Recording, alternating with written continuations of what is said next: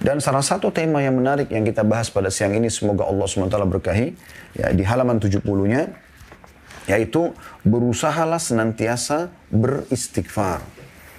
Dan istighfar ini memohon maaf kepada Allah. Ya. Kalau taubat, biasa kita gabungkan astagfirullah wa atubu ilaih. Artinya permohonan maaf kepada Allah dan mengikrarkan tidak akan mengulanginya. Taubat itu menyatakan tidak akan mengulangi. Seperti Anda sedang membuat permohonan maaf kepada pimpinan perusahaan Anda pada saat Anda melakukan satu pelanggaran. Anda mengatakan dengan lisan, saya mengajukan permohonan maaf saya. Kemudian Anda buat tulisan, ya, ikrar tidak akan mengulangi kesalahan tersebut. Itu yang dikenal dengan istighfar dan taubat dalam makna ibadah kepada Allah Subhanahu wa taala. Tadi itu contoh kalau kita realisasikan dalam kehidupan kita sehari-hari sebagai contoh saja supaya mudah difahami. Nah, teman-teman sekalian, istighfar ini sebuah bonus dari Allah. Kalau bahasa saya ulangi lagi. Dia adalah bonus dari Allah Subhanahu wa taala. Bagaimana setiap orang di antara kita setelah melakukan sekian banyak pelanggaran dan tidak ada yang lebih mulia, yang lebih baik, yang lebih dermawan daripada Allah Subhanahu wa taala. Sekian banyak pun pelanggaran yang sudah kita lakukan, Allah akan maafkan selama kita mau kembali kepada Dia. Dan dalam banyak hadis Allah Subhanahu wa taala mengatakan, saya akan memaafkan wala ubali, dan saya tidak peduli. Allah tidak peduli dengan pelanggaran kita. Ya. Jadi harus ditekankan baik-baik masalah ini, teman-teman sekalian. Cukuplah yang sudah berlalu, berlalu. Sampai kita bicara sekarang, hari ini, ke depan. Jadilah orang mukmin dan mukminah yang benar, yang mengisi sisa umurnya ini, yang kita tidak tahu kapan akan berakhir, ya, karena ajal itu rahasia Allah Subhanahu wa taala. Kita isi dengan kebaikan-kebaikan, ketaatan-ketaatan. Ya. Dan ini adalah bonus yang luar biasa. Bahkan saya bisa membahasakan istighfar itu dan taubat adalah tiket VIP menuju ke surga di akhirat sana, dan tiket VIP untuk mengembalikan fasilitas yang Allah berikan sebagai rezeki di dunia. Ya, karena dengan taubat, kata Nabi SAW tadi hadis yang sudah saya bacakan, ya, taubat tajubu ma qablah. Taubat membersihkan semua kesalahan yang lalu. Jadi Anda sudah diputihkan. Pernah sudah diputihkan berarti fasilitas secara duniawi dari rezeki dan kebutuhan kita akan dikembalikan oleh Allah Subhanahu wa taala. Bahkan bisa ditambahkan karena kita lebih giat dalam patuh. Dan di akhirat pada saat meninggal kita masuk ke dalam surga. Lalu kenapa teman-teman kita tidak berusaha selalu istighfar? Itulah judul kita. Berusaha senantiasa istighfar. Tidak ada ruginya beristighfar itu. Pernah satu kali Imam Ahmad rahimahullah di masa akhir hidup beliau tergerak hatinya untuk datang ke sebuah kota. Tapi beliau tidak tahu kenapa beliau ke sana gitu. Beliau datang, kemudian sampai ke kota itu, beliau tidak kenal orang-orang, maka beliau ke masjid, ikut sholat. Selepas sholat Isya di masjid tersebut, Imam Ahmad rahimahullah tidak dikenal oleh orang-orang di wilayah itu. Karena zaman dulu tidak ada foto kayak kita sekarang, ya. Mudah dikenal, oh ini mukanya ustadz ini, kiai ini seperti ini. Mudah dikenal. Kalau sekarang zaman dulu tidak bisa. Kecuali orang bertemu langsung. Kemudian kita tahu, oh ini Ahmad bin Hanbal, oh ini Syafi'i, oh ini Abu Hanifah, oh ini Imam Malik, dan seterusnya. Ya. Maka marbot masjid datang, kemudian mengatakan kepada Imam Ahmad, sudah selesai sholat Isya, Anda harus keluar dari masjid. Kata Imam Ahmad, saya musafir, tidak ada kenalan di sini. Saya akan istirahat di masjid. Marbotnya dengan tegas mengatakan tidak bisa. Anda harus keluar dari masjid. Masjid akan dikunci. Gitu kan. Maka Imam Ahmad pun diusir dari masjid tersebut. Andai saja orang ini tahu siapa orang ini, dia adalah Ahmad bin Hanbal, yang terkenal namanya pada saat itu di seluruh wilayah kaum muslimin sebagai imam mazhab. Ya. Maka tentu dia tidak akan bermuamalah seperti ini. Yang terjadi teman-teman sekalian, setelah Imam Ahmad disuruh keluar dari masjid, Imam Ahmad istirahat di teras masjid. Orang ini masih mengatakan lagi, hai orang tua, karena Imam Ahmad sudah tua pada saat itu. Nggak boleh di sini. Kata Imam Ahmad, cuma teras masjid. Dia mengatakan tidak boleh. Nah rupanya, pembicaraan atau dialog antara Imam Ahmad sama marbot masjid ini didengar oleh seseorang penjual roti di sebelah masjid. Penjual roti di sebelah masjid. Maka penjual roti itu mengatakan, hai syekh. Syekh itu kalau dalam bahasa Arab terjemahan Indonesianya bisa bermakna tiga, ya. Bisa syekh itu orang kaya, biasa dipanggil juga syekh karena kaya, atau orang alim, orang yang punya ilmu, syekh, atau orang tua yang sudah tua dipanggil syekh semuanya. Jadi Jadi tergantung kondisinya. Kalau itu seorang alim, maka maksudnya syekh adalah kepada alim tersebut. Atau kalau dia orang kaya raya juga dipanggil syekh, gitu kan, karena dia dermawan, suka membagi hartanya kepada orang. Atau memang dia orang sudah tua, ubanan, segala macam, sudah kelihatan jenggotnya putih, rambutnya putih, maka dipanggil syekh juga. Penjual roti di sebelah masjid ini melihat Imam Ahmad, dia anggap orang tua. Sudah tua, lalu dia mengatakan, hai syekh, hai orang tua, kesinilah. Imam Ahmad pergi ke sana. Dia mengatakan, saya sudah mendengar, kata penjual roti ini, saya sudah mendengar tadi dialog Anda sama marbot masjid. Saya punya tempat di sini. Dia bilang, Anda bisa pakai istirahat, silakan. Gitu kan. Imam Ahmad mengatakan, jazakallahu khairan. Duduklah Imam Ahmad, dipersilakan satu tempat. Lalu penjual roti ini terus membuat adonan roti dan membuat roti yang jadi, ditaruh di depan dia untuk dijual gitu ya. Nah, ada satu kegiatan yang unik dari penjual roti ini. Dia setiap kali membuat adonan, tepung terigu, garamnya, airnya. Sambil itu kemudian dia bakar, panasin di api, lalu diletakkan untuk diperdagangkan kepada para pembeli. Dia beristighfar orang ini. Astagfirullah wa atubu ilaih, astagfirullah wa atubu ilaih. Terus orang itu begitu. Terus, tidak berhenti. Maka Imam Ahmad bertanya pada dia, mulai kapan Anda ini melakukan kegiatan ini, istighfar ini? Kata dia, sudah lama, dari dulu, dari saya masih muda gitu. Kata Imam Ahmad, apa hasilnya? Apa yang Anda dapatkan? Dan ini ciri orang beriman, teman-teman sekalian. Kalau ada sesuatu yang kita lihat atau satu perbuatan yang luar biasa dari sisi ibadah kepada Allah yang kita mungkin tidak pernah lakukan, harusnya kita bisa bertanya kepada orang-orang itu. Mungkin mereka punya kiat-kiat atau pengalaman hidup yang bisa mengubah keadaan kita, mengikuti dia lebih baik, lebih bertakwa kepada Allah SWT. Maka dia mengatakan, penjual roti itu menjawab pada saat Imam Ahmad tanya, apa hasilnya dari istighfarmu ini? Semua ini, tidak pernah lisannya berhenti kecuali dia bicara sama Imam Ahmad. Astagfirullah wa atubu ilaih, astagfirullah. Terus. Jadi sudah nggak terhitung lagi jumlahnya. Maka dia pun mengatakan, semua yang saya minta kepada Allah sudah Allah kabulkan. Kecuali satu. Kata Imam Ahmad, apa yang satu yang Allah belum kasih itu? Dia bilang, saya minta agar Allah mempertemukan saya dengan Imam Ahmad bin Hanbal. Maka Imam Ahmad bin Hanbal tiba-tiba bertakbir, Allahu Akbar. Kata orang tersebut, kenapa Anda bertakbir? Dia bilang, saya Ahmad bin Hanbal.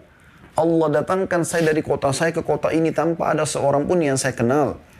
Kemudian saya diusir oleh marbot masjid sehingga saya didatangkan oleh Allah ke tempatmu ini karena istighfarmu tadi.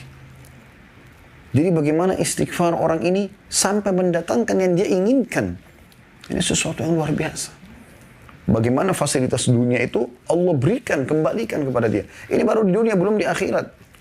Ya, belum di akhirat. Dalam sebuah hadis Bukhari dijelaskan bahwasanya akan ada orang nanti diberikan derajat yang tinggi di surga. Dia sendiri tahu dia nggak mungkin sampai ke derajat itu. Dia mengatakan, dari mana wahai Tuhanku ini? Saya tidak merasa pernah mengerjakan amal-amal sehingga saya sampai derajat ini. Apa kata Allah Subhanahu wa taala kepada dia? Itu istighfar anakmu untukmu. Jadi mengajarkan kepada anak agar memohon ampun buat orang tua, itu luar biasa. Istighfar meninggikan derajat di surga nanti. Bukan hanya sekedar masuk surga. Terus dengan istighfar yang ada, baik kita melakukannya atau kita orang lain yang memohon ampun kepada Allah untuk kita, maka akan sama hasilnya. Jadi teman-teman, luar biasa yang harus diperhatikan. Dalam pembukaan kita saya ingin coba mengangkat sebagian perkataan salaf sebelum kita baca bukunya ya, tentang masalah istighfar ini.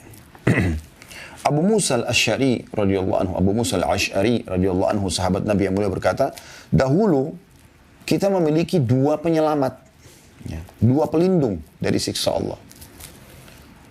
Salah satunya telah pergi, yaitu keberadaan Rasulullah SAW. Selama Rasulullah ada, Allah tidak akan turunkan azabnya kepada umat ini. Dan Nabi SAW selalu dapat wahyu dari langit. Tapi Nabi SAW sekarang sudah meninggal. Dan tersisa satu di tengah-tengah kita, yaitu istighfar. Kalau istighfar juga sudah pergi, niscaya kita akan binasa. Ya? Ini statement yang luar biasa. Renungi teman-teman sekalian. Kata beliau, dahulu kita memiliki dua penyelamat dari azab. Atau kami memiliki dua penyelamat dari siksa Allah. Yang satu sudah pergi dan sisa yang satu lagi. Yang sudah pergi adalah keberadaan Rasulullah SAW dan tersisa adalah istighfar.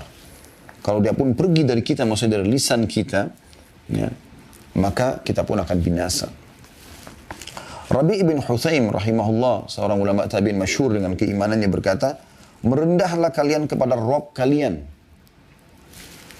Berdoalah kepadanya di kala senggang. Karena Allah SWT berfirman dalam hadis qudsi, Man da'ani fir rakha'i ajabtuhu fis syiddah. Siapa yang berdoa kepadaku pada saat sedang lapang, lagi sehat badannya, lagi banyak hartanya, lagi harum namanya, ya, lagi baik hubungannya dengan istri dan anak-anaknya, hidup di lingkungan yang nyaman, kendaraan tunggangan yang nyaman, dia berdoa kepada Allah pada saat itu, maka Allah akan mengijabah permintaannya pada saat dia sedang sulit. Karena kan biasanya orang kalau lagi melimpah nikmat Allah, dia malah lalai, ya. Contoh misalnya teman-teman lagi rekreasi nih, ya, keluar kota dengan keluarga. Coba Anda perhatikan, biasanya kita lalai. Kita mendapatkan hotel bintang 5, pemandangan yang indah, udara yang segar, fasilitas yang luar biasa, memukau, memuaskan jiwa. Maka biasanya orang lalai, sholatnya telat. Nggak lagi baca Quran, zikir pagi petangnya terbengkalai. Ya. Sering nggak Anda lihat pada saat lagi liburan sekolah biasanya, sebelum masa pandemi ya, kemana orang-orang tua bawa anak-anaknya? Banyak yang mengajaknya ke kolam renang, di sana terbuka aurat. Laki-laki dan perempuan. Ya. Laki-lakinya cuma pakai celana pendek, bahkan mirip seperti celana dalam, mohon maaf. Perempuannya cuma pakai BH dan celana dalam. Dan disaksikan oleh anak-anaknya. Mereka pun dengan jilbab besarnya si ibu, ayahnya mungkin kelihatan ada simat atau tanda-tanda iltizam, ya, ketaatan kepada Allah dari pelihara jenggot, mungkin dia pakai baju koko, pakai kopiah, misal contoh ya. Nah, ternyata dia ke sana dan pun mereka lihat, jadi lalai, gitu kan? Jadi lalai. Atau ke pinggir pantai, atau kemana saja, tempat-tempat kemaksiatan, atau keluar negeri ke negara-negara kafir, akhirnya terbengkalai, kan gitu. Makanya di saat-saat justru kita lagi puncak-puncaknya nikmat, ya, kita harus lebih kuat dalam beribadah.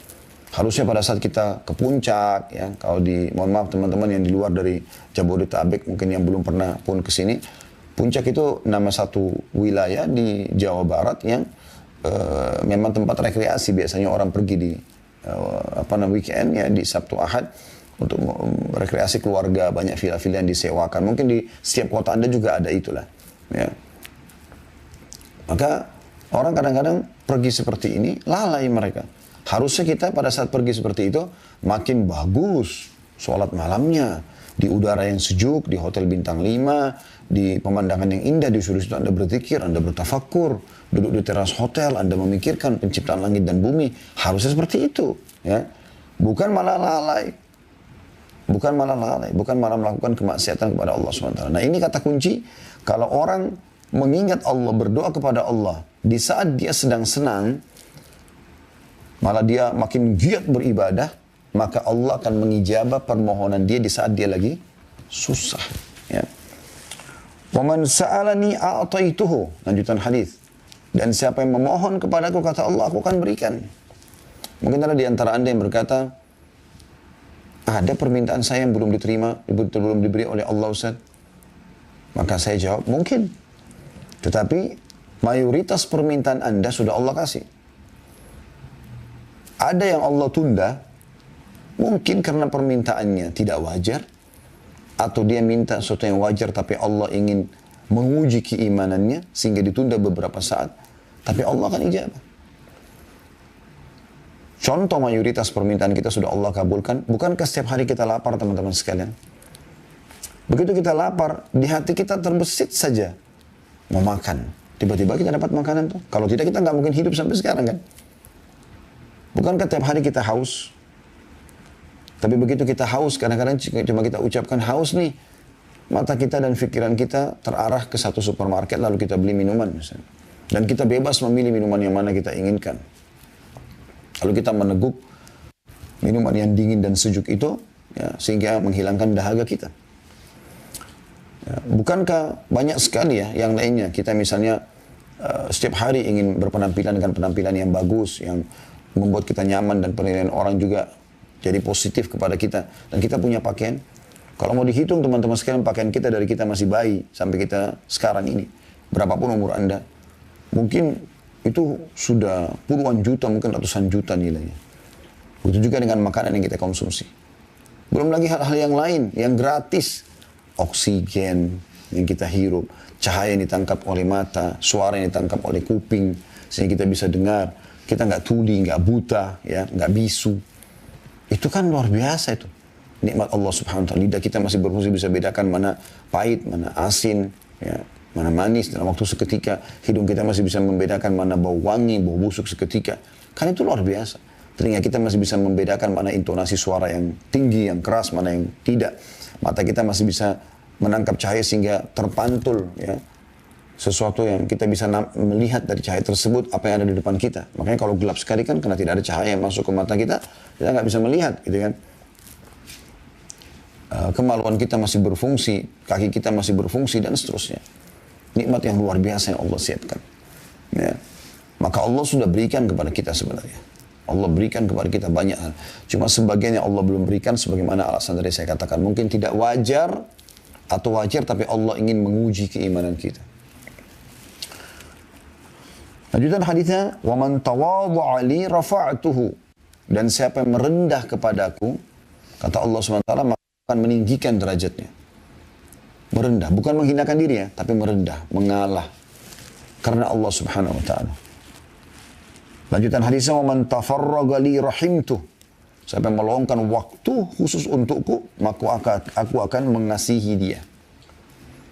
Khusus untuk ibadah kepada Allah SWT. Lagi ada waktu khusus berdoa, berzikir, sholat, puasa, baca Quran, dan seterusnya. Dan saksi bahasan kita akhir hadis, وَمَنِ اسْتَغْفَرَنِي غَفَرْتُ لَهُ. Dan siapa yang memohon ampun kepadaku, maka aku akan memaafkannya. Hadis ini, ya, hadis sahih tentunya ini, ya. Tapi perkataan Rabi' ibn Husain rahimahullah ini diambil dari kitab Minhajus Shalihin halaman 951. Ini belum kita masuk ke bahasan kitab kita ya. Saya hanya ingin menghadirkan sebelum kita masuk panjang lebar ini teman-teman sekalian ke pentingnya istighfar. Kenapa tema kita ini berusaha selalu istighfar. Ibnul Jauzi berkata rahimahullah, iblis berkata, aku membinasakan anak cucu Adam dengan dosa. Perhatikan. Iblis membinasakan kita dengan dosa. Karena dengan dosa kita akan jauh dari Allah Subhanahu Wa Taala, jauh dari fasilitas yang Allah siapkan karena kita melanggar. Nabi Adam AS dikeluarkan dari surga, melanggar, gitu kan? Sampai dia memohon ampun kepada Allah. Itu pun ya, butuh waktu untuk kembali lagi ke surga. Dan mereka membinasakanku, kata iblis, dengan istighfar dan la ilaha illallah. Upaya yang sangat besar dari iblis untuk menyesatkan manusia, itu seketika habis setelah dia bermaksiat 20 tahun, 30 tahun. Dia beristighfar di tahun 31-nya, ya, atau tahun 41 dari setelah dia kemaksiatan.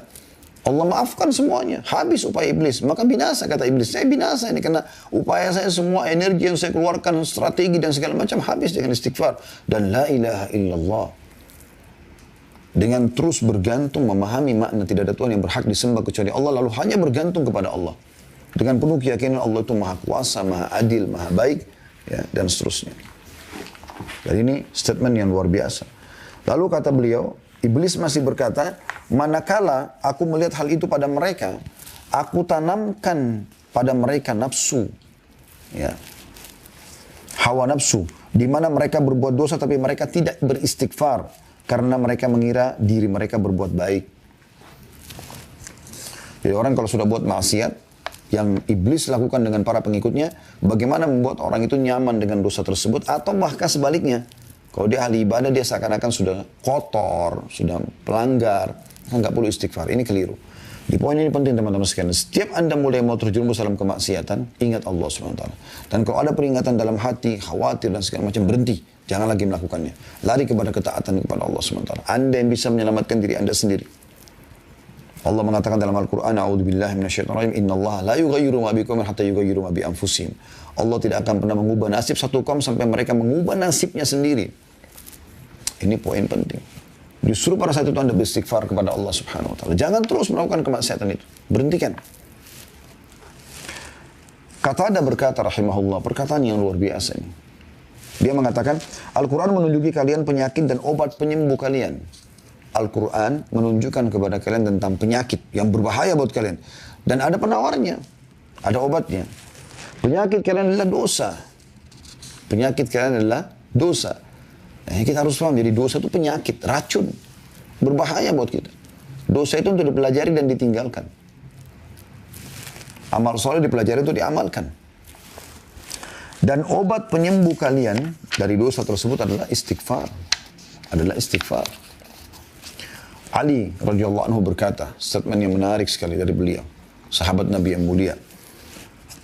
Yang aneh adalah orang binasa padahal keselamatan bersamanya. Orang tertahan fasilitas dunianya, penyakitnya nggak sembuh-sembuh, nggak dapat jodoh, nggak bisa maju-maju usahanya dan segala macam hal.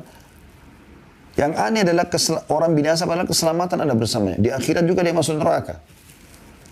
Maka beliau ditanya, apa keselamatan Anda maksudkan? Kata Ali radhiyallahu anhu, istighfar. Memohon ampun kepada Allah. Apapun permasalahan Anda, saudaraku, saya ulangi lagi, permasalahan apapun yang sedang Anda hadapi, kecil ataupun besar di dunia ini, maka yang paling pertama, istighfar kepada Allah. Berusaha selalu istighfar. Mohon ampun. Karena penyebabnya dosa. Gitu kan? Lalu beliau mengatakan, tidaklah seorang hamba diilhami oleh Allah SWT untuk beristighfar, sementara Allah berkehendak untuk mengazabnya. Jadi kalau ada hamba yang Allah mudahkan untuk beristighfar, berarti memang Allah inginkan untuk mengampuni dia. Kalau Allah memudahkan lisan Anda mengatakan, ya Allah bukakan rezeki buat aku, berarti Allah sedang ingin memberikan Anda rezeki. Ya Allah masukkan aku dalam surga, selamatkan aku dari neraka, berarti Allah memang menginginkan Anda masuk dalam surga. Karena dengan izin Allah lisan kita bisa mengucapkan itu. Sampai kadang-kadang teman-teman, saya kalau lagi berdoa, saya coba membahasakan begini. Ya Allah yang telah mengizinkan lisanku untuk mengucapkan doa ini. Yang mengizinkan dahiku untuk sujud di tempat sujud ini. Mengizinkan untuk mengerjakan sholat ini. Jadi kita renungi apa yang sedang Allah berikan ini. Karena Allah gerakkan kita untuk itu, berarti Allah ingin sesuatu. Allah menginginkan kita mendapatkan kebaikan yang akan kita minta setelah itu. Luqman alaihi salam, ada yang mengatakan dia nabi, ada yang mengatakan juga dia orang soleh, kita menganggapnya adalah nabi misalnya. Karena Allah sebutkan namanya dalam Al-Quran surah Luqman. Ya. Dia pernah berwasiat kepada anaknya, wahai anakku, Allah memiliki beberapa waktu tidak ditolak orang yang meminta pada waktu itu. Seperti antara azan dan iqamah, seperti sepertiga malam. Yang Anda sudah tahu pada saat hujan turun, ya, doa orang tua pada anaknya dan seterusnya. Maka perbanyaklah istighfar. Perhatikan di sini, wasiat Luqman alaihissalam bukan perbanyaklah permintaanmu, ya. Tapi dia mengatakan perbanyaklah istighfar. Karena dengan istighfar ini, permohonan maaf, Allah akan berikan semuanya. Perhatikan waktu Nabi Adam alaihissalam melakukan pelanggaran. Makan pohon dari pohon yang Allah larang. Apa yang terjadi? Apakah Nabi Adam mengatakan, ya Allah, kembalikan aku ke surgamu? Bukan. Nabi Adam mengatakan, Rabbana zalamna anfusana. Ya Allah, kami telah menzalimi diri kami. Wa in lam taghfir lana wa tarhamna lanakunanna minal khasirin. Kalau engkau tidak memaafkan kami, mengasihi kami, maka kami termasuk orang-orang yang rugi. Karena Nabi Adam AS sangat faham dengan memohon ampun kepada Allah akan kembali fasilitas tersebut. Ya, seperti itu. Aisyah berkata, radhiyallahu anha, Ummul Mukminin, Tuba ini sebuah tempat di surga, ya, pohon di surga, atau sebuah pohon di surga. Tuba bagi orang yang mendapatkan banyak istighfar dalam buku catatan amalnya. Kemudian Abul Minhal rahimahullah berkata, tidaklah seorang hamba didampingi dalam kuburnya oleh pendamping yang lebih dia cintai daripada istighfar. Kalau Anda mau pendamping yang paling Anda suka di kuburan, yang Anda merasa tentram dengannya, karena memang dalam sebuah hadits Bukhari dijelaskan, seseorang itu akan ditemani oleh amalnya. Amal soleh itu akan berbentuk seperti makhluk, kalau dia amal soleh, seperti bentuk makhluk yang tampan, yang wangi, yang bercahaya. Dan dia kagum jenazah ini karena berada di sebelah amal itu. Dan kalau orang naudzubillah meninggal, semoga Allah selamatkan kita dan memaafkan kalaupun kita punya kesalahan masa lalu. Dari perzinahan, dari minum khamar, dari narkotika, dari menipu orang, dari segala macam perbuatan buruk, maka akan berbentuk wujud. Ya. Bentuk wujud, sosok yang menakutkan, yang mengeluarkan bau yang sangat busuk. Ya. Al-Hasan Basri berkata rahimahullah, seorang ulama tabi'in, renungi baik-baik semua nasihat yang mulia ini. Perbanyaklah istighfar di rumah-rumah kalian, di meja-meja kalian, di meja-meja makan kalian, di jalan-jalan kalian, di pasar-pasar kalian, di majelis-majelis kalian. Karena kalian tidak tahu kapan ampunan itu turun. Ya. Makanya di sini judul kita menarik sekali. Berusahalah selalu istighfar. Ini Hasan Basri mengatakan, karena kalian tidak tahu kapan ampunan itu datang. Dari istighfar yang mana. Seorang Badui berkata, siapa yang ingin menjadi tetangga kami di tanah kami, hendaklah memperbanyak istighfar. Karena istighfar adalah awan tebal yang mengandung air hujan. Jadi mereka memberikan syarat siapa mau jadi tetangganya, silakan. Tapi perbanyak istighfar. Akhirnya jadilah engkau ahli ibadah yang dekat kepada Allah SWT. Karena tidak mungkin istighfar kecuali ahli ibadah. Gitu kan.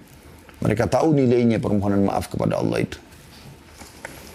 Karena itu akan mendatangkan hujan yang lebat bukan sebagai bencana, tapi maksudnya hujan lebat yang membuat tanah-tanah subur, hewan-hewan bisa hidup, manusia juga bisa hidup, sungai-sungai, lautan bisa terlihat sebagai perhiasan di muka bumi dan bisa memenuhi kebutuhan manusia.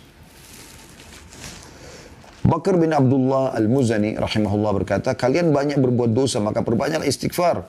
Karena seseorang kalau menemukan istighfar dalam catatan amalnya pada setiap jarak 2 baris, dia akan senantiasa atau senang melihat tempat itu.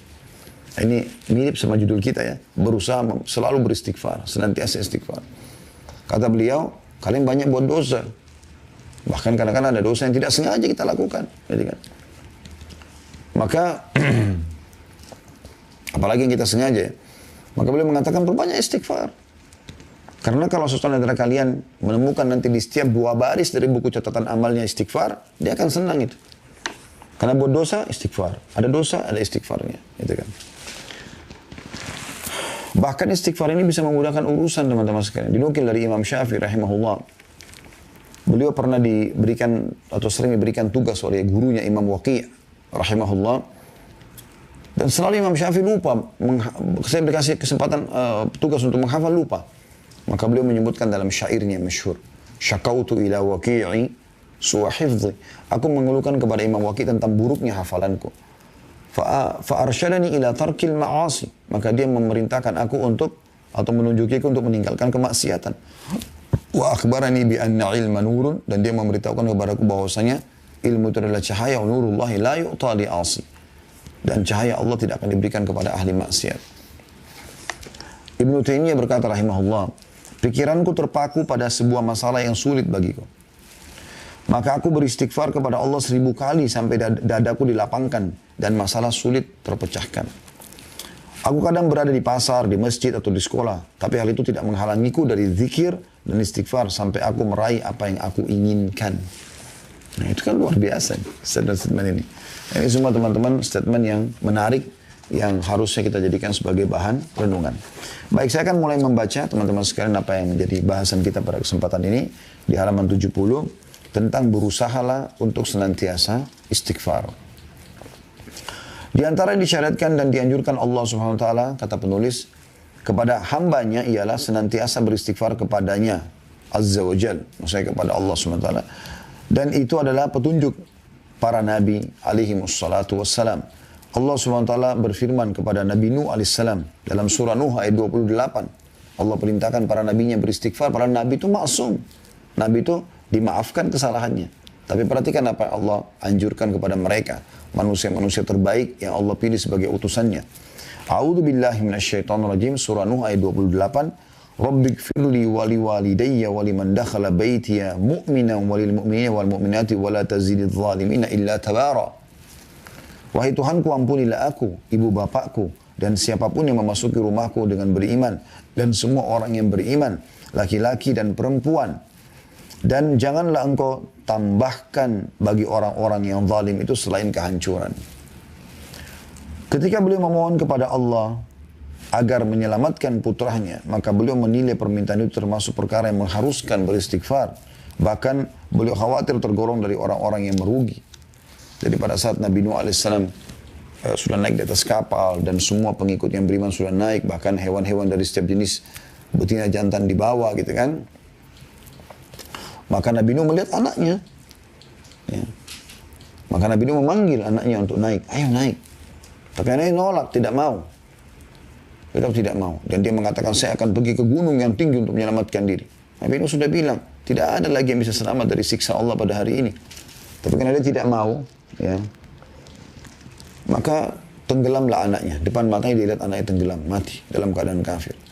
Nabi Nuh sempat berkata, ya Allah, sungguhnya dia dari keluargaku. Dan janjimu adalah benar. Maka Allah menegur Nabi Nuh alaihissalam. Sungguhnya dia bukan lagi keluargamu, hai Nuh. Amalnya, perbuatannya bukan perbuatan yang baik. Lalu Allah mengatakan apa? Ya, aku tidak ingin kau termasuk orang-orang yang jahil. Tidak mengerti. Ya. Aku sudah tentukan seperti ini, lalu kau cuma memprotesnya, tanda kutip ya. Walaupun Nabi Nuh alaihissalam sini bukan memprotes, tapi Nabi Nuh alaihissalam ya, prihatin sebagai ayah tentang anaknya gitu. Maka Nabi Nuh pun merasa bertakut kepada Allah. Ya.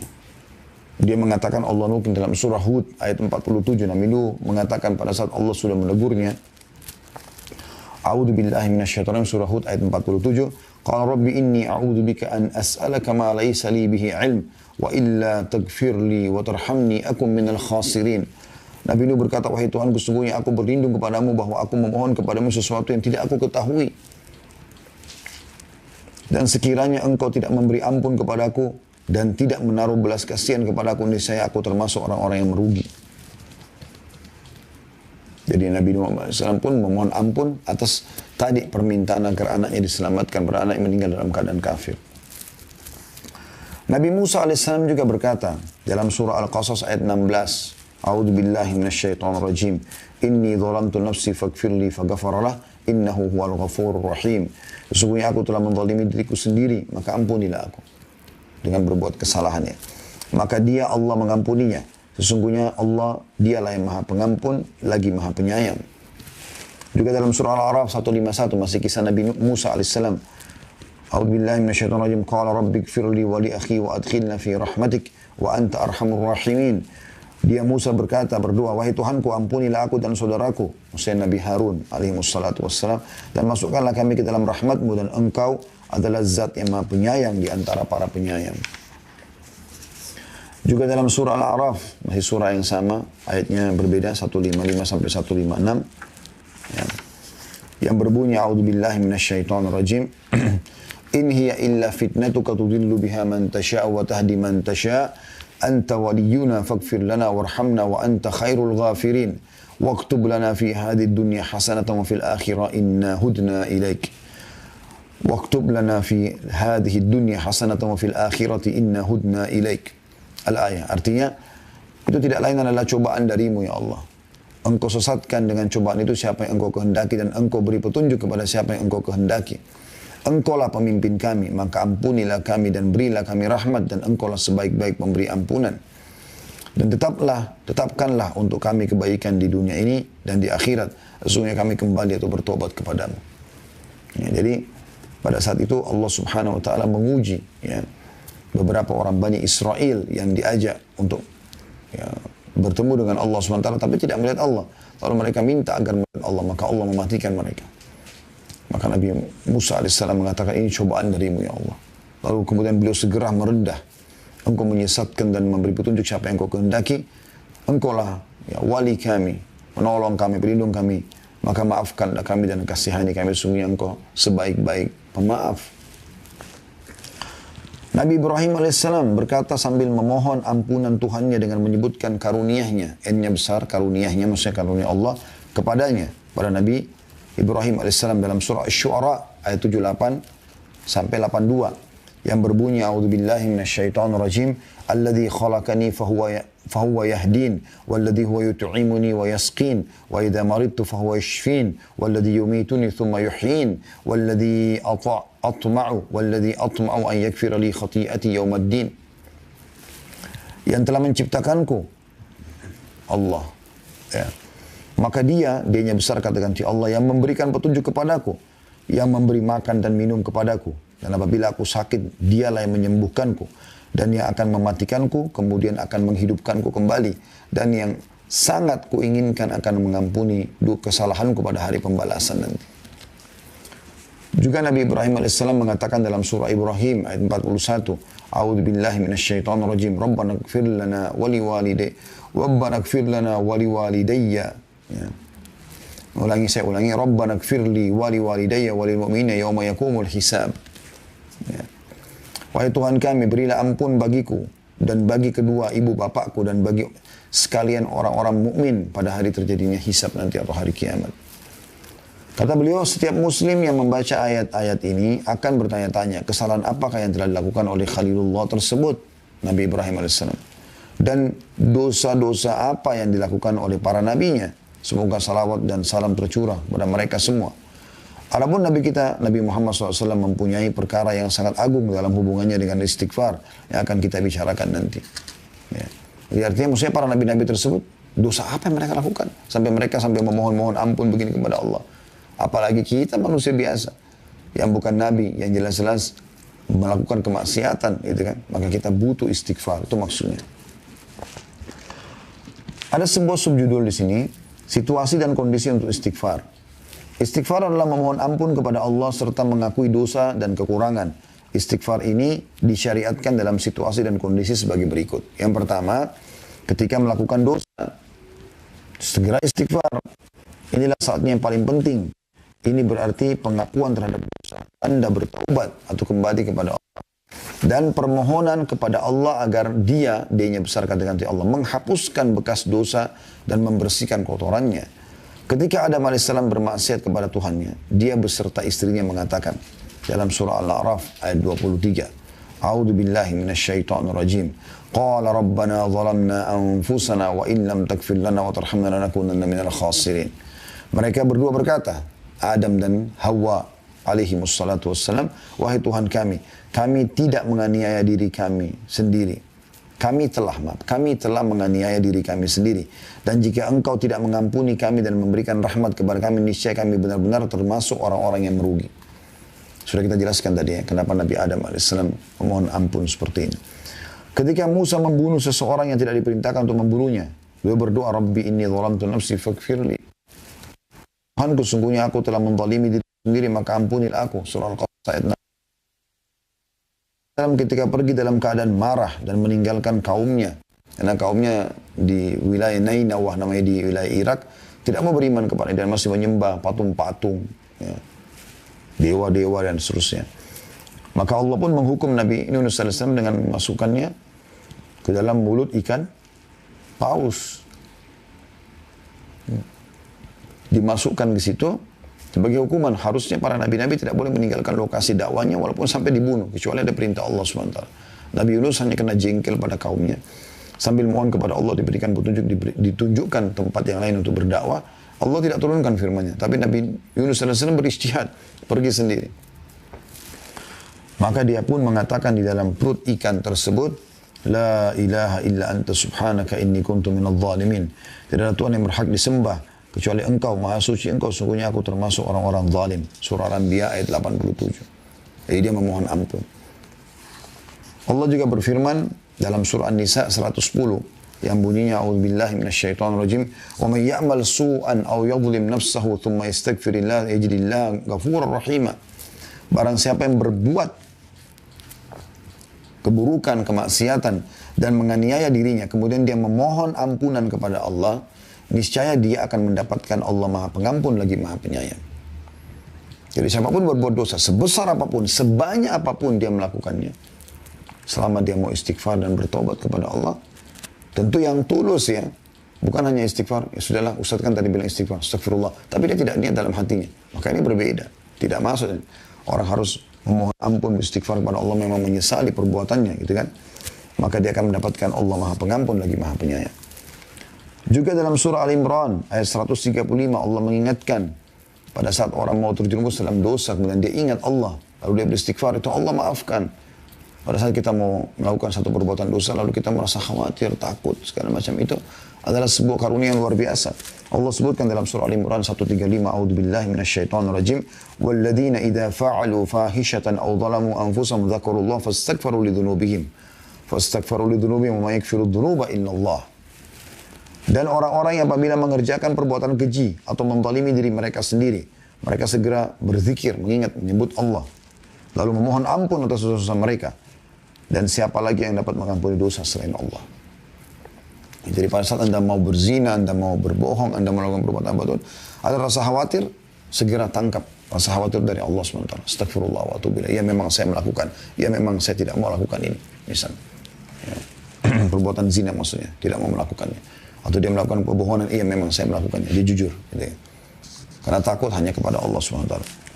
Rasulullah SAW bersabda kepada Aisyah radhiyallahu anha, "Ya Aisyah, in kunti al-mamti bi dzambin fastaghfirillah, fa inna at-taubata min adz-dzambi an-nadamu wal istighfar." Wahai Aisyah, jika kamu telah melakukan dosa, memohon ampunlah kepada Allah, sebab sesungguhnya taubat dari dosa adalah penyesalan dan beristighfar. Hadis riwayat Ahmad, jilid 6 halaman 464. Ya. Dari hadis ini kita akan coba membaca beberapa hadis-hadis ya setelahnya yang menjelaskan kepada kita tentang anjuran untuk beristighfar pada saat sedang melakukan perbuatan dosa ya. Kemudian beliau mengangkat lagi hadis yang lain. Hadis Abu Hurairah radhiyallahu anhu disebutkan bahwa Rasulullah SAW bersabda, "Innal 'abda idza akhta'a khati'atan nukitat fi qalbi nuqtatun sauda, fa idza huwa naza'a wastaghfara wa taba suqila qalbu wa in 'ada zida fiha hatta ta'lu 'ala qalbihi wa huwa ar-rannu alladhi dzakara Allah kalla barrana 'ala qulubihim ma kanu yaksibun." Surah Al-Mutaffifin ayat 14. Terjemahan hadis ini, sesungguhnya kata Nabi SAW, seorang hamba melakukan satu kesalahan atau dosa, maka dalam hatinya terbentuk satu bercak hitam. Dosa itu luar biasa. Hentikan fasilitas menggelapkan hati, yang merupakan mahkota daripada tubuh ini. Gitu kan. Jika dia meninggalkan kesalahannya, beristighfar dan bertaubat, maka hatinya dibuat cemerlang kembali, dihapus. Menjadi terang benderang lagi, menjadi punya ide yang brilian, semuanya kebaikan yang dia terlintas di hatinya, gitu kan, dari kejujuran, dari tanggung jawab, dari amanah, dari sedekah dan seterusnya. Namun kata Nabi SAW, jika dia melakukan dosa, dia malah dari dosa ke dosa lagi, dari dosa ke dosa terus, bukannya bertaubat, maka bercak hitam itu dibuat semakin bertambah sehingga menutupi hatinya. Dan itulah makna ar-ran yang Allah sebutkan dalam surah Al-Mutaffifin. Ya. Kalla barran. Ya. Sekali-kali tidak, bahkan apa yang mereka kerjakan itu telah menutupi hati mereka. Dari maksudnya menutupi hati itu jadi keras hatinya. Bahkan dalam ayat Al-Quran yang lain Allah mengatakan, au asyaddu kaswah, lebih keras daripada batu. Karena sudah luar biasa, dari dosa ke dosa bahkan dianggap seperti permainan saja. Orang seperti ini subhanallah, mau bencana alam, mau ada teman di sebelahnya lagi naik mobil bersama tabrakan, mati depan matanya, pecah kepalanya, keluar dan tidak tersentuh sama sekali. Orang beriman itu sedikit aja. Sedikit aja tanda-tanda yang kelihatan depan matanya dan dia khawatir, maka dia langsung kembali kepada Allah. Nabi Muhammad SAW dikatakan dalam riwayat yang sahih, kalau melihat ada gumpalan awan hitam, ya, beliau gelisah, bolak-balik. Sampai pasti turun air hujan yang sejuk, yang benar, yang baru beliau tenang. Beliau khawatir jangan sampai gumpalan asap itu justru siksaan Allah yang datang. Begitu orang beriman, pekahnya, hati-hatinya gitu. Bahkan sebagian salafus salih mengatakan, aku tahu aku punya dosa pada saat aku melihat perubahan sikap dari pasangan hidupku, suami ataupun istri, ya. Tungganganku, bahkan tikus yang masuk ke dalam rumahku. Teman-teman tahu, coba renungi ya, tafsir surah Saba, surah nomor 34 tentang negeri Saba, ayat 15-nya, seingat saya ayat 15 itu, yang menceritakan tentang bagaimana Allah menjadikan mereka sebagai tanda-tanda kebesaran. Dalam buku Fathul Qadir, ya, disebutkan di tafsir ayat ini, bahwasanya saking patuhnya penduduk Saba pada saat itu, ya Allah jadikan tanda-tanda kebesaran. Allah mengatakan baldatun thayyibatun wa rabbun ghafur, ya, negeri yang makmur, yang tentram, yang nyaman, ya. Itu, dan Tuhannya Maha Pengampun. Dikatakan saking makmurnya pada saat itu mereka tidak punya hewan-hewan yang membahayakan buat mereka. Lalat, nyamuk, kutu, kalajengking dan lain-lainnya. Maka dinukil juga bahwasanya, ya, seorang wanita kalau mau manen buah, dia cuma menaruh keranjang di atas kepalanya, kemudian dia jalan di bawah pohon. Dia jalan di bawah pohon, maka buah-buah itu jatuh sendiri sampai memenuhi keranjangnya. Saking luar biasanya. Tapi setelah generasi-generasi yang datang ada yang kufur kepada Allah, mereka malah bermaksiat kepada Allah, Allah hilangkan semua itu. Allah hancurkan bendungan mereka namanya Saddul Ma'rib. Allah hancurkan sehingga Berubahlah kebun-kebun yang tadinya buah-buahan, sayur-sayuran yang luar biasa, ya, nyamannya, itu menjadi 2 perkebunan dari pohon-pohon cemara dan pohon-pohon sidir, ya, atau bidara yang berduri. Kemudian kata beliau dalam As-Sahihain lanjutannya, dari hadis Abu Hurairah radhiyallahu anhu bahwasanya Nabi SAW bersabda, Inna abdan asaba dhanban faqal, Rabbi adnabtu faghfirli. Faqala rabbahu alima abdi inna lahu rabban yakfiru dhanba wa ya'khudhu bih. Ghafartu li abdi, thumma makatha ma syaa Allah, thumma asaba dhanban. Faqala alima abdi anna lahu rabban yakfiru dhanba wa ya'khudhu bihi. Ghafartu li abdi, thumma asaba dhanban. Faqala rabbi adnabtu akhar faghfir li. Qala alima abdi anna lahu rabban yakfiru dhanba wa ya'khudhu bihi. Qad ghafartu li abdi fa'mal ma syaa. Falyamal ma syaa. Artinya sungguhnya seorang hamba melakukan dosa, maka dia berkata, wahai Tuhanku, aku telah melakukan satu dosa, maka ampunilah. Tuhannya berfirman, hambaku tahu bahwa dia mempunyai Tuhan yang mengampuni dosa dan menghukumnya karenanya. Maka ya, Allah mengatakan, aku pun telah mengampuni hambaku ini. Kemudian berjalan waktu yang Allah tentukan untuk dia dari masa umurnya. Kemudian dia melakukan dosa lagi. Beberapa waktu tahun setelah itu. Beberapa waktu setelah itu dia melakukan dosa lagi. Lalu dia memohon, dia mengatakan lagi, wahai Tuhanku, aku telah melakukan dosa. Memohon ampun kepada Allah. Lalu Allah mengatakan, hambaku mengetahui bahwasanya dia mempunyai Tuhan yang akan mengampuni dosanya. Maka aku telah mengampuni hambaku ini. Kemudian dia melakukan dosa kembali beberapa waktu setelah itu. Tanpa dia programkan ya. Terulang aja dosa itu. Misalnya 10 tahun kemudian dia kembali lagi melakukan perbuatan dosa. Dia tidak niatkan sebenarnya. Lalu dia mengatakan, ya Allah, aku telah melakukan dosa lagi, ampunilah aku. Maka Allah pun berfirman, hambaku telah mengetahui dia mempunyai Tuhan yang mengampuni dosa dan menghukum karenanya. Ya. Maka aku telah mengampuni hambaku ini, maka dia melakukan apa yang dia kehendaki. Maksudnya setelah ini silahkan dia patuh kepadaku, aku akan terima amal-amal solehnya. Hadis ini riwayat Bukhari nomor 7507 dan Muslim 2758. Juga Imam Ahmad meriwayatkan di jilid 2 halaman 296. Ya. Jadi ini teman-teman sekalian adalah hal yang luar biasa yang harusnya kita menjadikan sebagai sebuah pegangan ya. Dan saya ingin sebagai penutup teman-teman sekalian kita cukupkan di poin pertama saja dulu. Kita akan lanjutkan nanti di pertemuan akan datang dengan salah satu ayat Al-Quran yang kita sama-sama coba tadabburi. Itu dalam surah Az-Zumar ya.